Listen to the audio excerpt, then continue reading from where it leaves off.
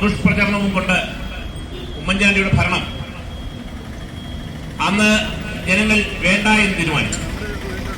ജനങ്ങൾ തീരുമാനിച്ചത് പിണറായിയും ഇടതുപക്ഷവും ഇവിടെ ആകമാനം പ്രഖ്യാപിച്ചതുപോലെ LDF വരട്ടെ, കേരളം നന്നാകട്ടെ എന്നുള്ള ഒരു മുദ്രാവാക്യം അവർ ഉയർത്തിയപ്പോൾ ഈ നാട്ടിൽ കുറച്ച് പ്രയോജനങ്ങൾ ഉണ്ടാകും എന്നുള്ള ഒരു ധാരണയോടുകൂടി തെറ്റിദ്ധരിക്കപ്പെട്ട ഒരു മറ, ആ മറയ്ക്ക് പിന്നിലിരുന്ന സാധാരണക്കാരായ ജനങ്ങൾ വലിയ തെറ്റിദ്ധാരണയിൽ, വലിയ കുപ്രചരണത്തിൽ മുഴുകി ഈ ഗവൺമെന്റ് അധികാരത്തിൽ കയറ്റുകയാണ്.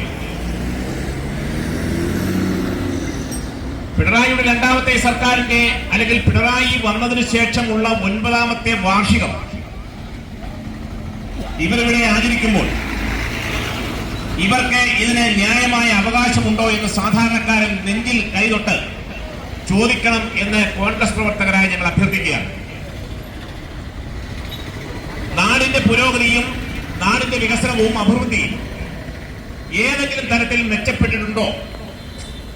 നമ്മുടെ സാമ്പത്തിക രംഗം, നമ്മുടെ കാർഷിക മേഖല, നമ്മുടെ വിദ്യാഭ്യാസ രംഗം, നമ്മുടെ ക്രമസമാധാന രംഗം, നമ്മുടെ സാധാരണക്കാരായ ചെറുപ്പക്കാർക്കുള്ള തൊഴിൽ മേഖലകൾ, ഈ നാട്ടിലെ വിദ്യാഭ്യാസ മേഖലയും അതോടൊപ്പം തന്നെ വ്യവസായ മേഖലയും പുതിയ പുതിയ സംരംഭങ്ങളും ഏതൊക്കെയാണ് ഈ നാട്ടിൽ തുടങ്ങി